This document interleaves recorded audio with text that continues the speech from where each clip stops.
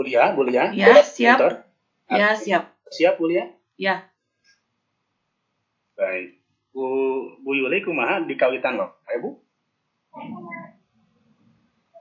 Iya boleh, karena waktu ya silakan. Baik. Baik, kita akan mulai saja.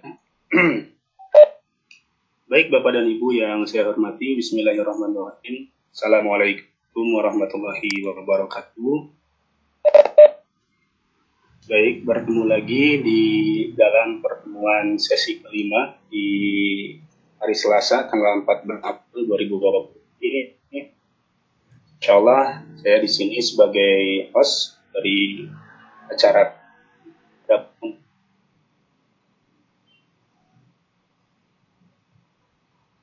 di Irawan, berasal dari SD Negeri 2 Pecet. Kemudian juga di sini sebagai moderator yaitu Bapak Arif Jainal Mustafa yang bertugas di Madrasah Aliyah Al-Ikhlas, dan sebagai presenter atau pemberi materi pada kesempatan kali ini adalah Ibu Lia yang berasal dari TK ya. Jadi untuk acara ini insya Allah kita akan 1 jam ke depan. Insya Allah kita mulai jam 2 lewat sedikit sekarang. Insya Allah mudah-mudahan jam 3 sebelum asyar kita bisa akhiri perjumpaan ini. Baik, partisipan yang sudah ada ini sekitar 7 orang, mudah-mudahan bisa berkumpul yang berjalan. Baik, Pak Arif, persilakan untuk bisa memandu acara pada hari ini. Silakan, Pak.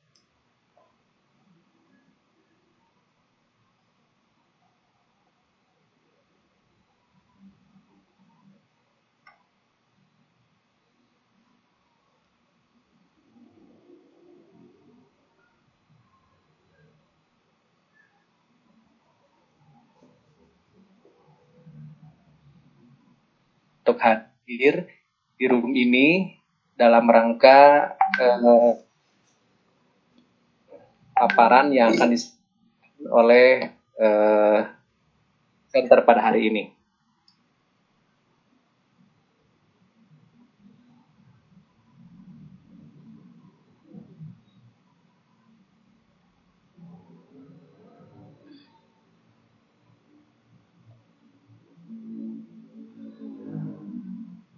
Pendidikan untuk anak usia dini, dan insya Allah tema yang akan disampaikan oleh Ibu Lia pada hari ini adalah perkembangan anak usia dini. Mudah-mudahan kita semua dalam rangka membesarkan anak-anak kita dengan penuh cinta, dengan penuh kasih sayang, sehingga menjadi generasi yang hebat. Baiklah, langsung saja mungkin Ibu Lia, gimana, sudah siap? Insya Allah siap. Ya, siap. Langsung saja kalau gitu, waktu sepenuhnya saya berikan kepada Ibu Lia.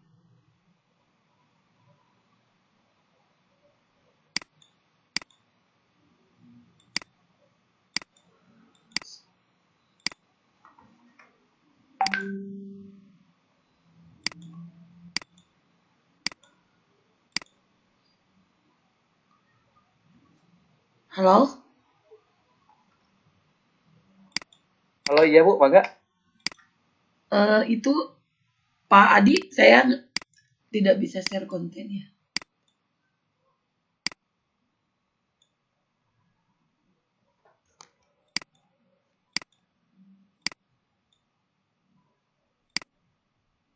Bu Lia, di situ kan ada yang berat, di dalam yang bulat itu keempat atau kelima gitu. Ada yang kotak, terus ada panah ke atas. Lihat. Kotak. Ya, ada yang bulat terus warna hitam, ada kotak ke atas. Terlihat? Itu kan jajaran yang bulat-bulat gitu. Urutannya kan ada mic. Oh iya. Ada video. Ya. Ada yang hitam. Bentuknya warna kotak, terus ada panah ke atas. Nah, itu klik. Kemudian cari share apa yang akan Ibu sharekan. Biasanya diarahkan ke dokumen yang ada di PC Ibu. Ya, tapi ini kenapa susah ya?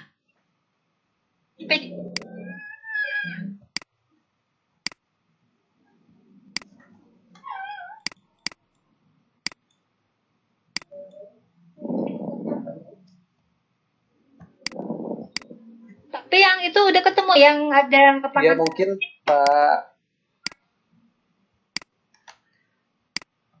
Ketemu Bu, tapi nggak bisa ngeklik, kenapa ya? rekamannya di pause dulu ya. Oh, rekamannya ya. Rekamannya. Itu nggak aktif Bu ya, share screen-nya bisa diklik ya. Bu, Ya, rekamannya nggak bisa diklik, nggak aktif. rekamannya aktif, Pak. Maaf, share screen-nya, share screen-nya.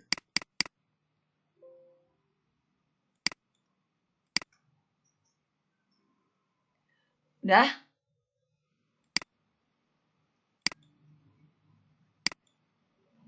Ada.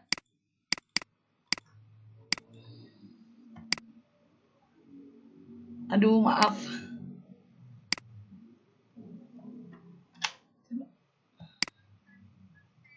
Iya, share konten. Ini saya di atas share, diklik share, tapi mouse-nya kenapa nggak bisa ya, Bu?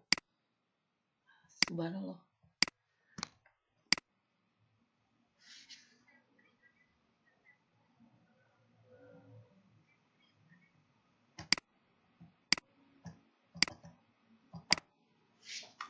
Apa mau saya ini ya? Ininya, Bu. Iya.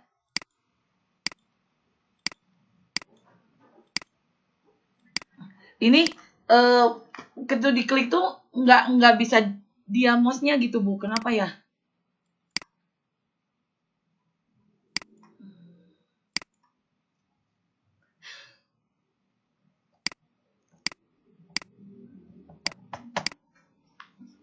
Iya.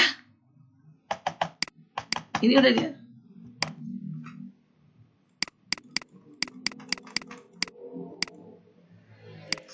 Subhanallah. Coba dimatiin dulu ininya ya, rekamannya ya. Oh, di pause aja.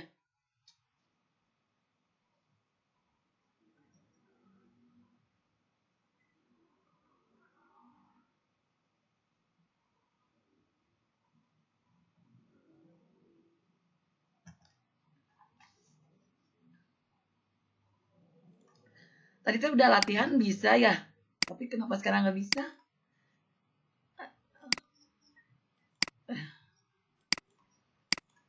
Ini udah screen. Ya Allah. Muncul Bu, tapi begitu saya klik nggak bisa hilang terus gitu Bu.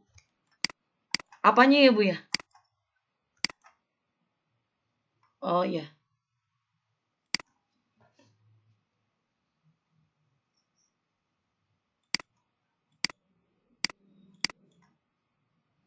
Tetap nggak bisa.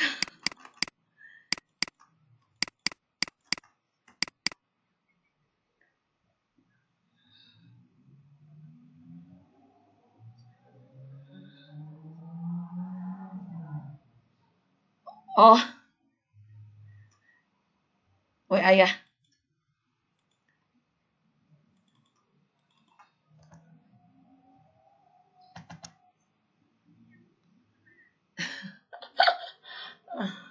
Bentar.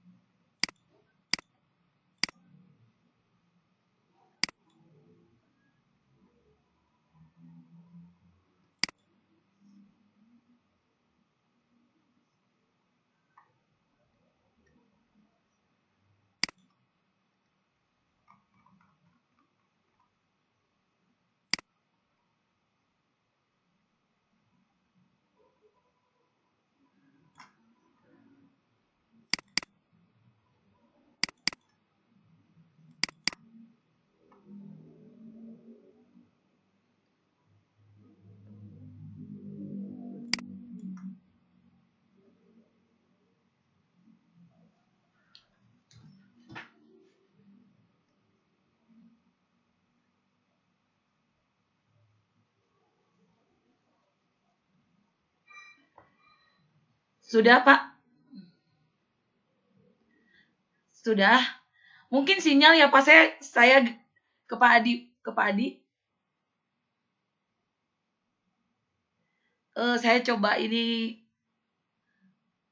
digenti itunya ya. Terus takutnya sinyalnya.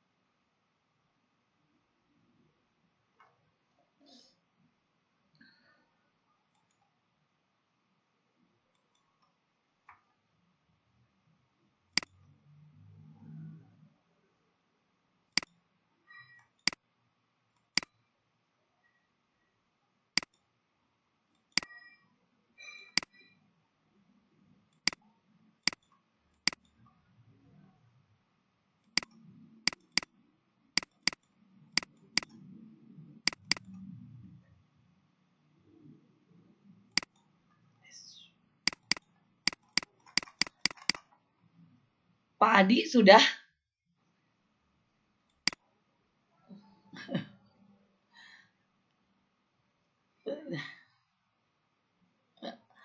Ya Allah.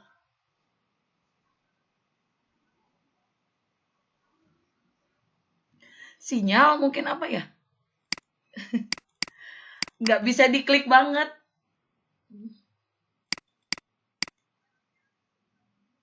Oh gitu ya.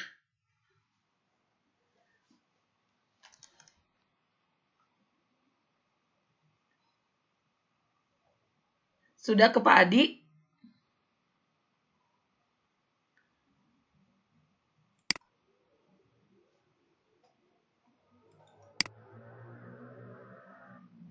Tidak bisa sama sekali. Ya Allah.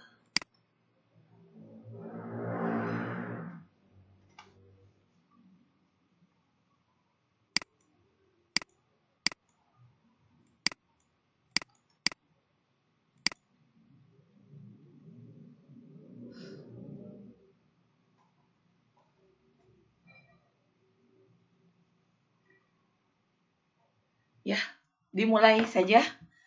Bismillahirrahmanirrahim.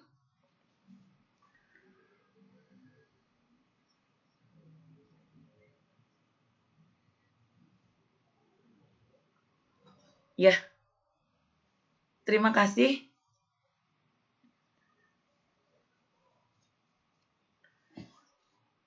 Bismillahirrahmanirrahim. Assalamualaikum warahmatullahi wabarakatuh. Terima kasih kepada rekan-rekan semua yang telah mendampingi dan membantu saya.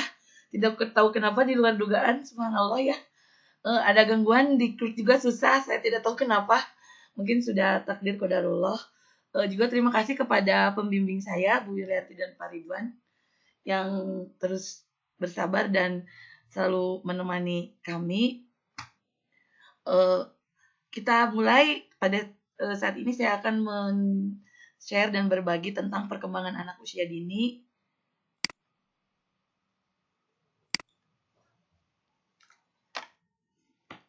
Ya.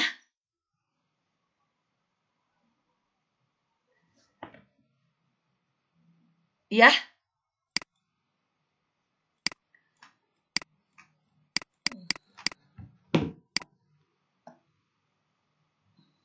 Dah.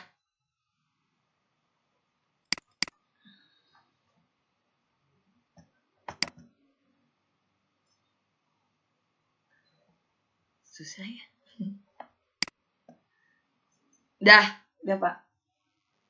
Iya. Oh iya.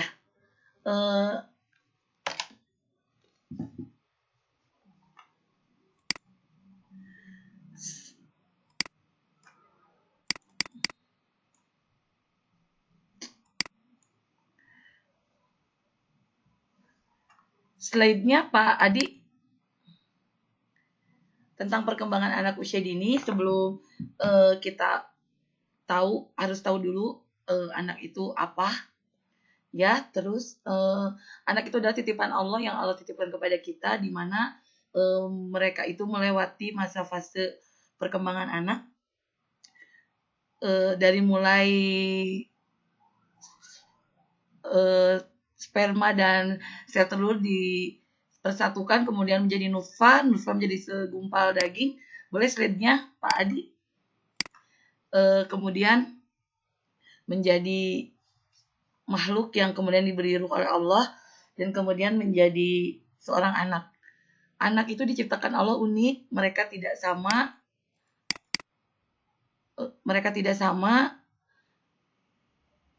mempunyai kelebihan dan kekurangannya masing-masing. Kita sebagai orang tua tentu harus menyikapi dengan penuh rasa syukur apapun yang Allah berikan kepada kita, baik itu laki-laki atau perempuan. Itu merupakan anugerah dan karunia dari Allah. Pada masa tumbuh kembang anak itu ada yang pertama, itu pada usia 0-5 tahun merupakan masa keemasan atau golden age, di mana pertumbuhan dan perkembangan yang terjadi akan menjadi fondasi bagi anak tersebut kelak di kemudian hari.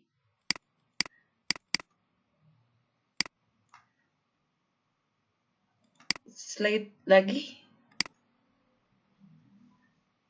Setiap anak adalah unik, anak akan tumbuh, belajar, dan berkembang dengan kecepatannya dan berbeda dengan anak yang seusianya. Jadi kita tidak boleh menyamakan setiap anak karena setiap usia itu ada tahapan perkembangannya. Kemudian sebelumnya kita harus memahami bagaimana pertumbuhan dan perkembangan anak. Pertumbuhan artinya perubahan dalam besar, jumlah, ukuran tubuh atau anggota tubuh, yang termasuk pertumbuhan aspek fisik anak, yang mana ini bisa diukur oleh kita melalui kesehatan ataupun DDTK, deteksi tubuh kembang anak pada usia dini, yaitu seperti penimbangan badan, lingkar kepala, ataupun kesehatan anak. Kemudian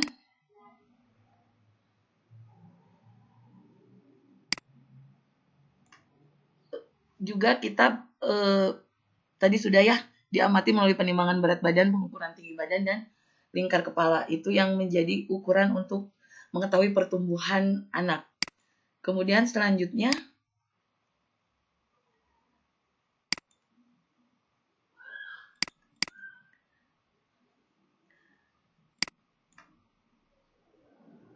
anak umumnya memiliki berat anak sebagai ciri normal. Itu yang pertama, anak yang baru lahir memiliki umumnya berat 2-4 kilo. Jika perkembangannya normal, maka pada usia 5 bulan berat badannya itu harus sudah 2 kali lipat dari berat waktu lahir. Dan pada usia 1 tahun beratnya mencapai 3 kali lipatnya. Kemudian rata-rata bertambah sekitar 2 kilo per tahun sampai usianya 6 tahun. Pertumbuhan yang paling cepat itu terjadi pada bulan-bulan pertama kehidupannya. Setelah itu melambat. Dengan demikian usia dini adalah periode yang sangat penting bagi pertumbuhan seorang anak. Apabila masa pertumbuhannya tidak mencapai masa ini, maka akan sulit diperbaiki di kemudian hari. Sehingga Bapak Ibu semuanya, untuk anak usia golden age ini harus betul-betul diperhatikan bagaimana asupan gizi ataupun pola asuh untuk anak tersebut, sehingga mereka melewati tahapan tersebut dengan maksimal. Karena usia 0-5 tahun ini, golden age ini tidak bisa diulang kembali. Sehingga usia ini rentan dan sangat penting untuk kita sebagai orang tua ataupun guru, khususnya pada pendidikan anak usia dini, untuk memperhatikan ini. Lanjut slide-nya.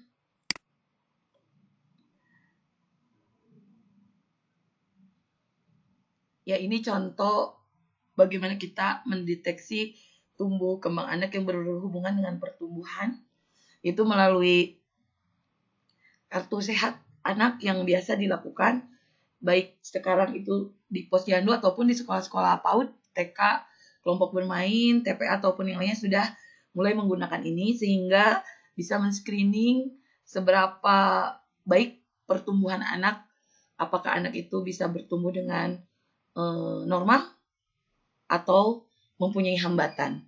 Ketika mempunyai hambatan, itu yang menjadi koordinasi kita dengan orang tua. Lanjut.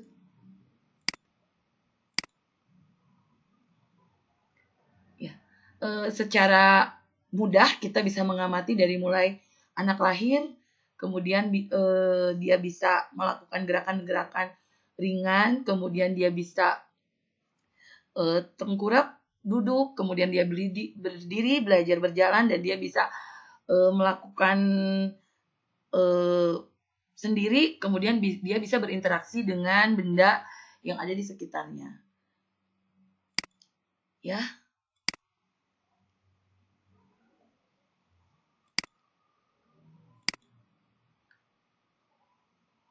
Sekarang setelah kita mengetahui pertumbuhan anak, itu juga kita mengetahui bagaimana perkembangan anak. Kalau pertumbuhan tadi ada hubungan dengan volume, ukuran, berat yang bisa kita ukur. Kalau perkembangan adalah bertambahnya kemampuan atau skill dalam struktur dan fungsi tubuh yang lebih kompleks dan pola aturan yang dapat diramalkan sebagai hasil dari proses permatangan berkaitan dengan aspek kemampuan gerak, intelektual, sosial, dan emosional.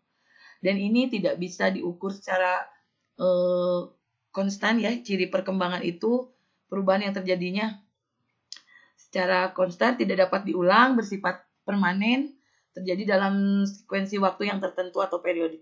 Adapun aspek perkembangan yang umumnya bisa kita amati, terutama pada pendidikan anak usia dini, yaitu ada 6 aspek. Yang pertama fisik motorik, sosial emosional, emosi, moral atau sikap, kognitif, kepribadian, dan sosial. Itu sumber dari M. Nur Rahman Razan.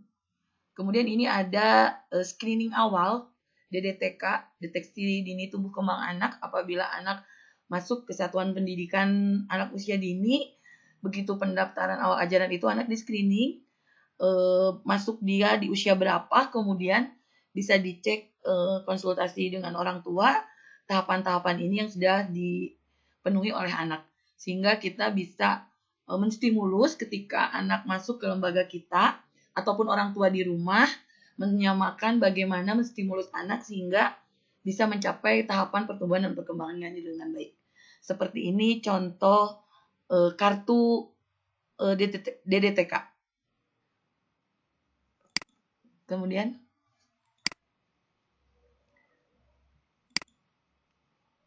ada perkembangan itu sendiri lebih kompleks dan sulit untuk diukur karena tidak bisa pasti nilainya, tapi berupa tahapan-tahapan yang kita narasikan sesuai dengan kompetensi yang standar tingkat pencapaian perkembangan anak yang dicapai. Setiap perkembangan memiliki indikator-indikator yang berbeda.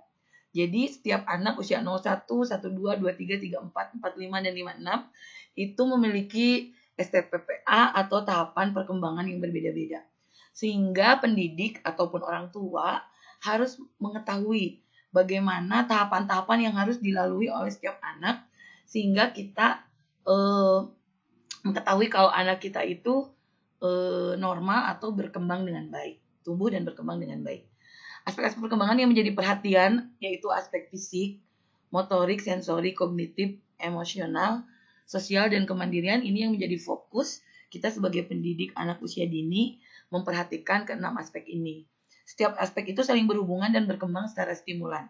Jadi tidak bisa terpisah-pisah dalam satu pembelajaran di pendidikan anak usia dini, itu semua saling berkaitan. Ketika anak mempelajari fisik, motoriknya pun melakukan juga sosial emosional dan kemandiriannya.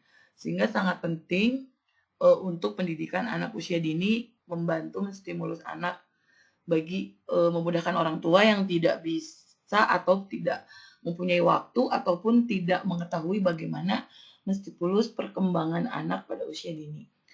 Kemudian masing-masing memiliki pengaruh yang saling mempengaruhi. Ketika fisik anak bagus, motorik anak bagus, itu saling berpengaruh. kalau motoriknya bagus, ke fisiknya bagus. Sensorik, kognitif, emosional pun sama. Jadi saling berkaitan, saling mendukung tahapan perkembangan anak tersebut. Kemudian lanjut slide-nya. Adapun faktor-faktor yang harus orang tua ataupun pendidik ketahui tentang bagaimana pertumbuhan dan perkembangan anak itu dipengaruhi oleh 2 faktor. Yang pertama faktor internal, yaitu faktor bawaan dari dalam, bawaan gen yang normal dan patologik yang ada dalam orang tua anak tersebut. Kemudian bagaimana ibu terutama menjalani proses kehamilan.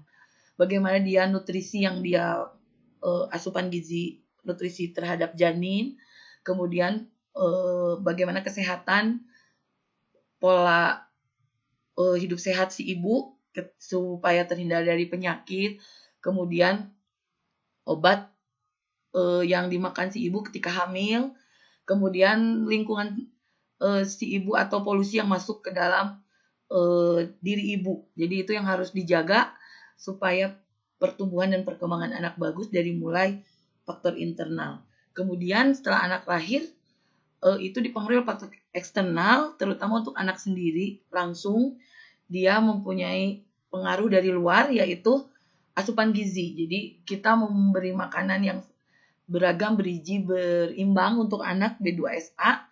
Itu seperti apa kepada anak, termasuk di cakupan-cakupan pendidikan, bagaimana memberikan pemberian menu tambahan yang bisa menstimulus gizi anak sehingga pertumbuhan dan perkembangannya bisa terstimulus. Kemudian penyakit yang diderita, kita sebagai pengaruh di eksternal, pendidik terutama ataupun orang tua mengetahui bagaimana kalau anak itu mempunyai penyakit, kita bisa menjadi bagian dari terapis membantu si anak untuk bisa sembuh, ataupun ketika si anak di lembaga pendidikan punya pengobatan yang harus rutin, misalkan memakan konsumsi obat tersebut, kita sebagai pendidik mendukung orang tua tanpa menghambat pengobatannya itu.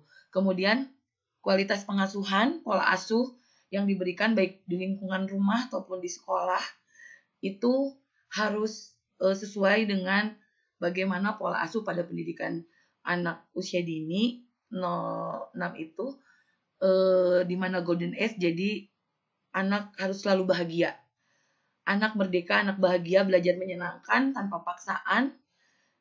Juga anak bebas memilih pembelajaran ataupun permainan yang dia mau dan yang dia suka, sehingga anak bisa senang dalam belajar. Juga pola asuh yang disamakan antara di sekolah dan orang tua, yaitu melalui parenting ataupun kegiatan-kegiatan lain, sehingga bisa menyamakan kualitas pengasuhan. Kemudian kondisi lingkungan, di mana di sekolah ataupun di rumah harus menciptakan lingkungan yang aman, sehat untuk anak, bersih, sehingga anak terpenuhi kebutuhan dasarnya. Lanjut. Ini kebutuhan dasar untuk tumbuh kembang optimal itu dari fisik biologis, nutrisi, kebersihan, kemudian lingkungan, kesempatan bermain, beristirahat, dan pelayanan kesehatan. Ini juga harus dipastikan oleh setiap orang tua maupun lembaga. Kemudian kasih sayang, ini yang sangat penting, menciptakan rasa aman, anak merasa dilindungi, selalu diperhatikan, diberi contoh, didorong, dihargai, dan melalui pola asuh yang demokratis. Artinya pola asuh yang selalu memberi kesempatan kepada anak untuk memilih apa yang dia lakukan di sekolah. Kalau di pendidikan anak usia dini itu adanya sistem pembelajaran STEAM atau sentra, sehingga anak bisa memilih akan melakukan apa dulu yang dia mau, tanpa harus dipaksa melakukan ini itu sesuai instruksi gurunya, atau pola asuh otoriter. Kemudian yang ketiga, tidak kalah penting, yaitu stimulasi. kesempatan untuk mengeksplorasi lingkungan melalui berbagai aktivitas yang melibatkan panca inderanya. Untuk usia 6 tahun itu selalu konkret. Jadi anak ketika kita mengenalkan sesuatu kepada anak untuk menstimulusnya, kita membawa media pembelajaran yang bisa itu panca inderanya itu terstimulus gitu. Anak bisa memegang, meraba, anak bisa mendengarkan suaranya, anak bisa menyentuh, kemudian anak bisa merasakan bagaimana ketika sebab akibat dari apa yang dia pelajari atau yang dia pegang tersebut. Kemudian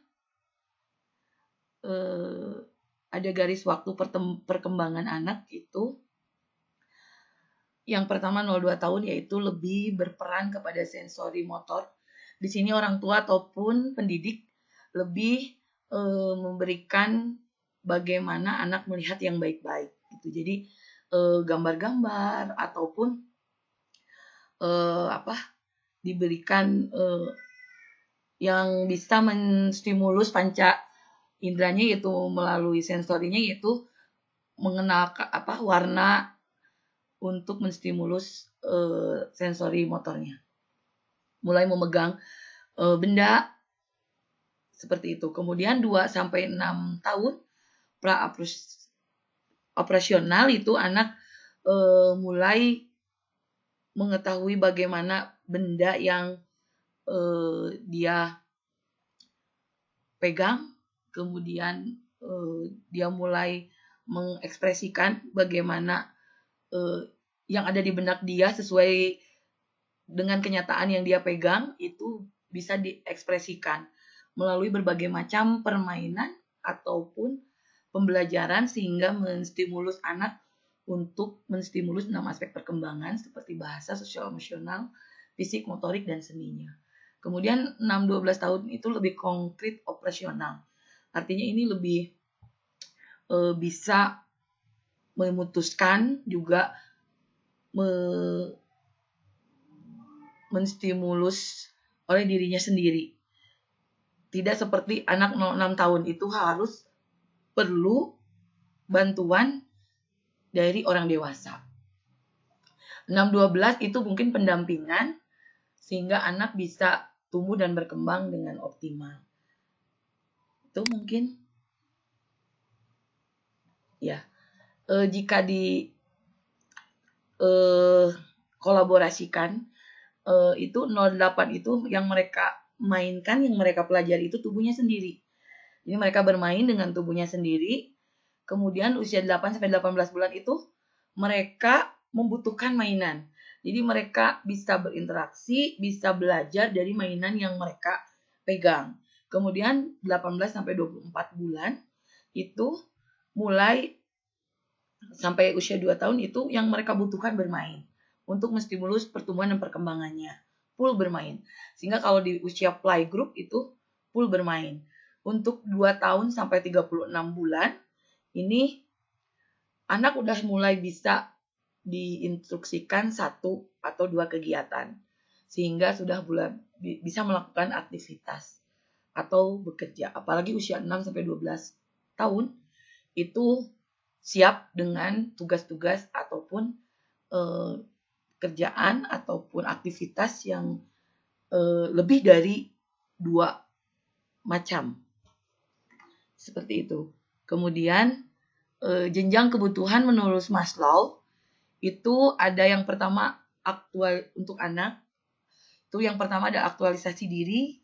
Kemudian aktualisasi diri itu anak memiliki pengakuan kalau anak tersebut memiliki orang tua, saya anak ini, misalkan seperti itu. Jadi punya aktualisasi diri dia sebagai anak. Yang kedua kemudian harga diri. Anak itu juga perlu dihargai sebagai anak di rumah ataupun sebagai peserta didik di sekolah. Jadi senang untuk dihargai. Artinya kalau di dunia pendidikan PAUD itu anak seperti raja. Jadi selalu kita utamakan bagaimana supaya anak bisa senang dalam berbelajar dan bermain. Kemudian anak merasa dimiliki dan disayangi. Ini faktor kasih sayang juga merupakan fondasi yang utama, karena ketika anak cukup dengan kasih sayang baik di sekolah, di rumah, itu anak akan cenderung emosinya itu bagus. Cenderung anak itu mampu berinteraksi dengan orang lain. Kemudian rasa aman, ini juga penting. Ketika lingkungan aman di rumah ataupun di lembaga pendidikan, maka anak akan merasa senang untuk melakukan pembelajaran ataupun merasa senang berada dengan orang tuanya di rumah. Terutama sedang COVID-19 ini ya, mungkin anak-anak belajar di rumah bagaimana menciptakan rasa aman sehingga anak senang berada dekat dengan orang tuanya. Kemudian aspek fisik juga itu sangat mempengaruhi, karena setiap anak itu membutuhkan fisik yang sehat dan kuat sehingga dia mencapai perkembangan yang optimal. Lanjut. Pengelompokan anak usia dini, mungkin ini ya, infant usia lahir sampai 12 bulan, toddler 12 sampai 36 bulan, prasekolah 3 sampai 6 tahun. Ya, lanjut.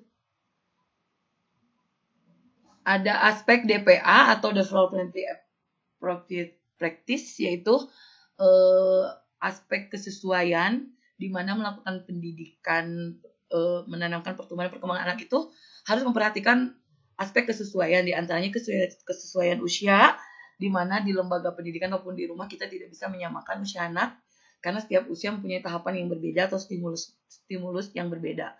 Kemudian kesesuaian secara individual, ada kalanya anak itu belajar secara individu karena memang kemauan dan keinginan anak itu tidak sama. Kemudian kesesuaian secara sosial dan budaya. Ketika kita tinggal di lingkungan budaya yang sama, mungkin bisa melakukan keseragaman dalam pembelajaran ataupun kegiatan di rumah. Tapi kalau latar budaya atau sosialnya berbeda, mungkin kita juga ada tahapan pemisahan sesuai kesesuaian.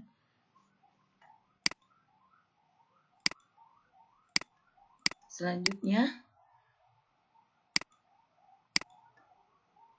ada 5 dimensi penerapan DAP, yaitu dengan cara untuk tercapainya kesesuaian yang 3 tadi, usia, kemudian kesesuaian budaya, dan yang lainnya itu ada 5. Yang pertama, menciptakan komunitas belajar yang kondusif. Pendidik harus berusaha menciptakan belajar yang aman, menyenangkan untuk anak. Kemudian menciptakan cara pengajaran yang dapat meningkatkan dan memperbaiki perkembangan dan proses belajar anak. Kemudian membangun kurikulum yang sesuai, yaitu terutama yang dianjurkan pemerintah, kurikulum 2013, di mana guru berperan pasif ya, anak yang lebih aktif, kemudian memberikan penilaian terhadap perkembangan dan proses belajar anak, juga membangun hubungan yang saling menguntungkan dengan keluarga. Lanjut. Ini yang penting harus diketahui oleh setiap orang tua dan pendidik. Ada 12 prinsip dalam pembelajaran anak. Yang pertama, seluruh aspek perkembangan anak saling terkait satu dengan yang lainnya atau saling mempengaruhi. Yang 6 aspek tadi tidak bisa dipisahkan, semuanya saling berhubungan. Kemudian perkembangan memiliki aturan yang runtut, jadi tidak bisa dilewati. Misalkan anak mau berjalan dulu baru merangkak, tidak, jadi masa merangkak itu pun harus terlewati. Ketika cukup masa anak merangkak itu, maka perkembangan dan pertumbuhannya akan bagus. Setiap anak memiliki proses perkembangan yang berbeda, jadi ada yang cepat, ada yang lambat. Semuanya berproses, orang tua dan guru harus sabar melewati proses-proses itu sehingga anak bisa berkembang secara optimal. Kemudian pengalaman sebelumnya mempengaruhi perkembangan. Ketika anak memiliki pengalaman terutama dalam hal pola asuh yang salah, maka itu akan mempengaruhi perkembangan anak. Misalkan anak sering kena bentakan atau anak sering kena marah orang tuanya atau perilaku kasar dari orang tuanya, maka perkembangan atau pertumbuhan anak dalam kognitif ataupun berbahasanya pun cenderung beda dengan anak yang tidak punya pengaruh dari pola asuh yang salah. Kemudian yang kelima, proses perkembangan sesuatu yang dapat diperkirakan menuju ke arah yang lebih kompleks terorganisasi dan terinternalisasi. Keenam, perkembangan dan pembelajaran dipengaruhi oleh konteks budaya dan sosial yang beragam. Jadi, perkembangan anak itu sangat dipengaruhi oleh bagaimana budaya dan sosial yang ada di sekitarnya. Anak di sini sebagai pembelajar aktif, jadi guru hanya sebagai fasilitator saja, baik di tingkat pendidikan anak usia dini. Jadi anak yang lebih aktif bagaimana dia menemukan hal yang baru, pembelajaran yang menyenangkan buat anak. Perkembangan dan pembelajaran dipengaruhi kematangan secara biologis dan lingkungan. 9.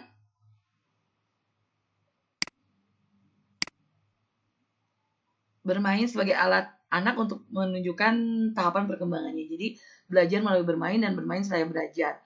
Kemudian perkembangan anak akan lebih meningkat jika anak diberikan kesempatan untuk melatih keterampilan yang baru dan meningkatkan keterampilan yang sudah dimiliki sekarang.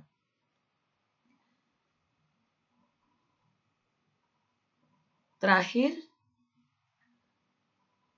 slide-nya 11. Anak memiliki beragam cara untuk belajar dan mencari tahu serta memiliki berbagai cara untuk menunjukkan apa yang diketahuinya. Dan terakhir, anak akan lebih mudah belajar jika anak merasa aman dan nyaman. Ini juga sangat penting. Mungkin itu paparan tentang perkembangan anak usia dini dari saya.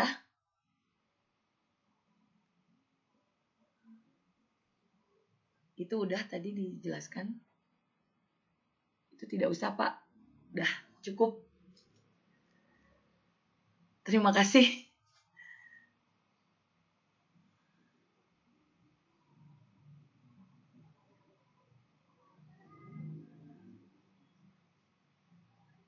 Ya, siap.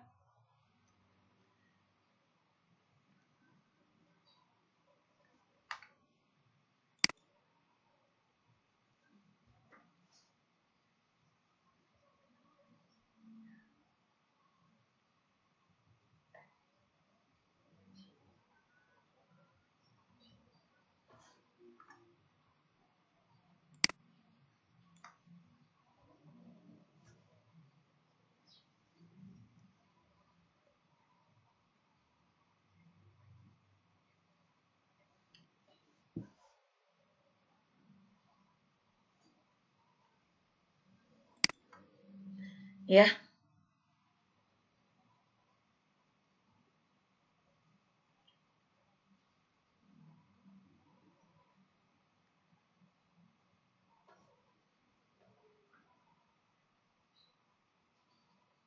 Ya.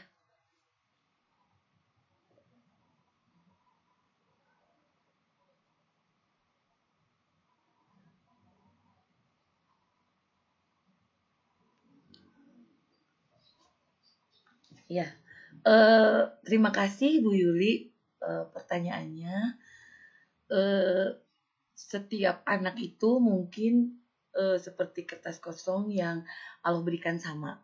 Tinggal bagaimana kita mendidik atau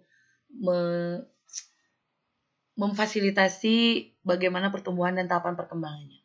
Anak yang cerdas itu sangat dipengaruhi oleh tahapan pertumbuhan dan perkembangan tadi. Ketika identiknya anak yang cerdas itu dia mempunyai pertumbuhan yang baik. Jadi dari sisi kesehatan dia berat badannya normal dari usianya, antara perbandingan tinggi badan dan berat badan dia normal atau bagus sesuai ketentuan yang dikatakan sehat. Kemudian lingkar kepala anaknya pun ada di normal. Kemudian asupan gizi anak pun sangat mempengaruhi untuk kecerdasan anak.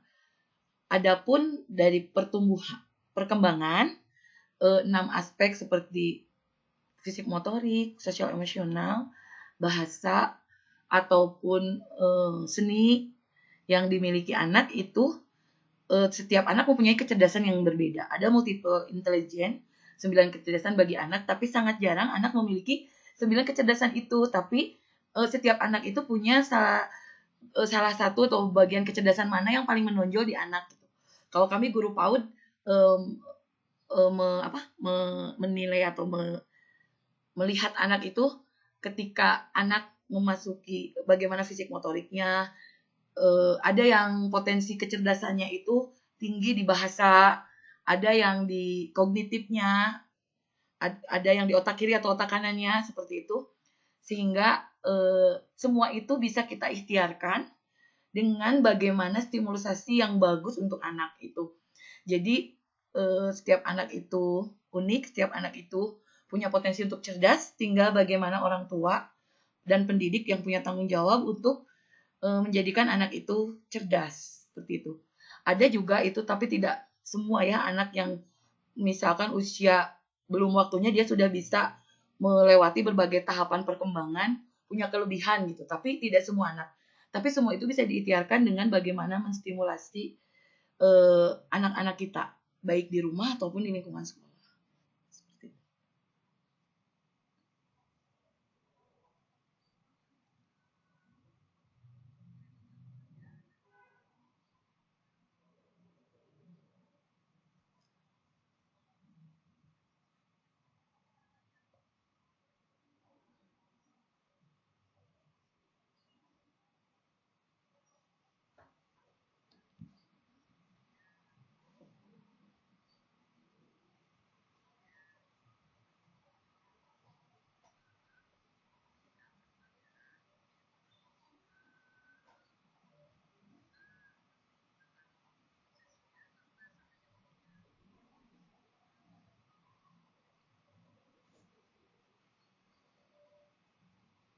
Ya, betul.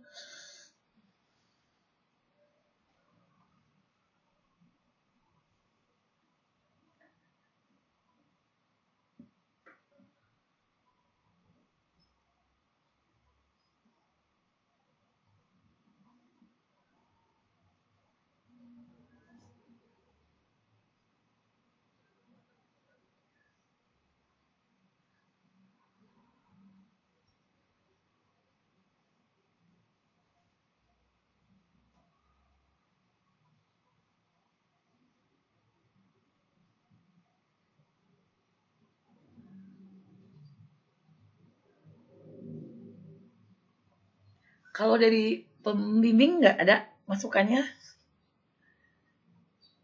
Oh ya, ya, ya baik. Intisari dari materi perkembangan dan pertumbuhan anak usia dini ini, bahwa setiap anak itu sangat luar biasa. Setiap orang tua ataupun pendidik harus merasa amanah ini sangat penting. Apalagi sebagai pendidik anak usia dini mempunyai tanggung jawab bagaimana kita harus mengikhtiarkan anak itu menjadi anak hebat dan menjadi anak yang luar biasa. Karena orang tua sudah menitipkan ke lembaga kita, sudah mengamanahi anak-anak untuk belajar dan bermain di sekolah kita. Jadi tanggung jawab kita bagaimana mengetahui, memperdalam aspek-aspek apa aja standar tingkat pencapaian perkembangan anak yang harus dilewati fase-fasenya setiap anak, sehingga para pendidik tidak ataupun orang tua di rumah tidak memperlakukan anak dengan salah sehingga bisa menghambat proses pertumbuhan dan perkembangannya. Itu saja mungkin. Dan yang terutama, kasih sayang, rasa aman itu menjadi modal utama untuk tahapan pertumbuhan dan perkembangan anak.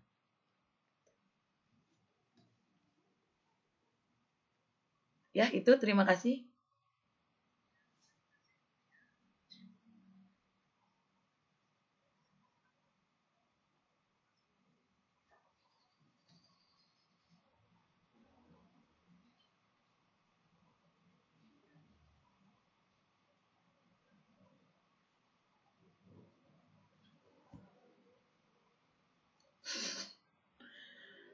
Iya, aduh nggak. Saya nggak bisa ngeklik.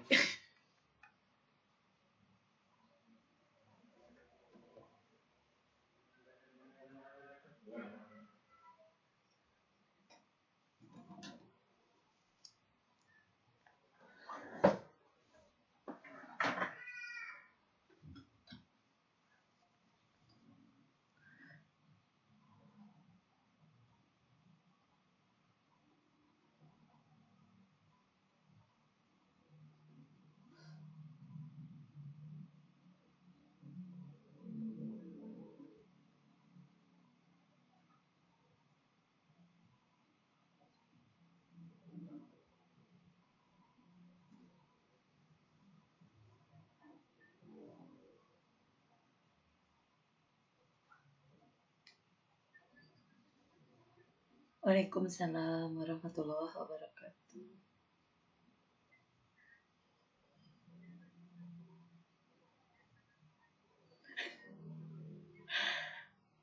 Hmm.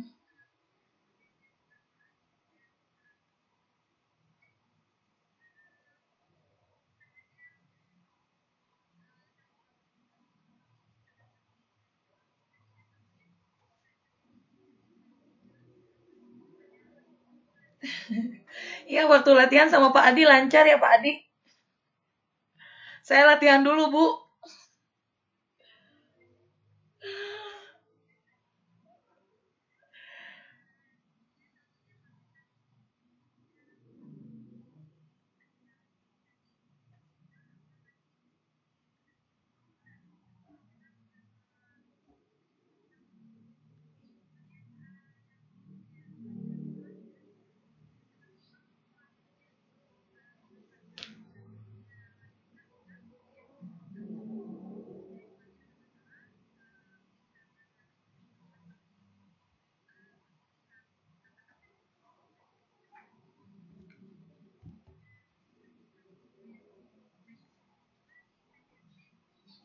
Ya,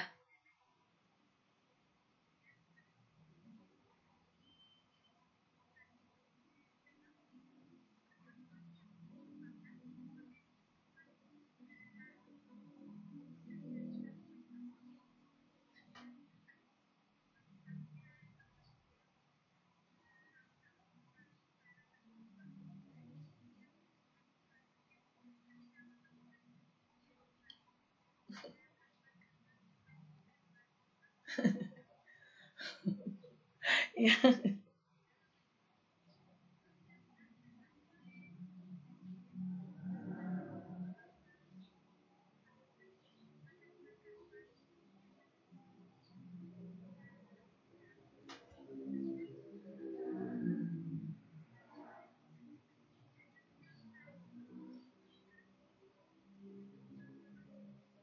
ya, ya,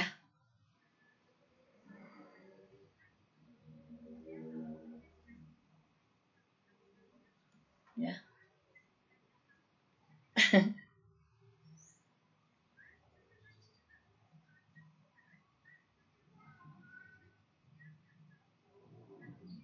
Ya, makasih Bu.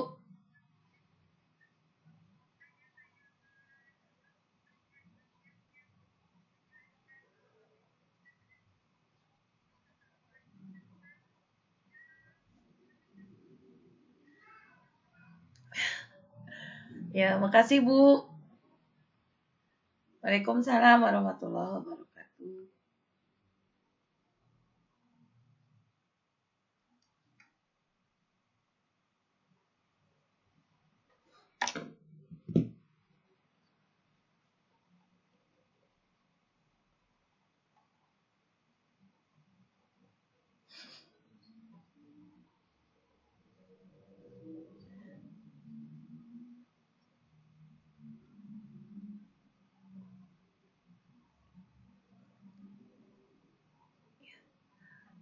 Ya, saya makasih sekali ya Pak Adi, Pak Arif, makasih sekali.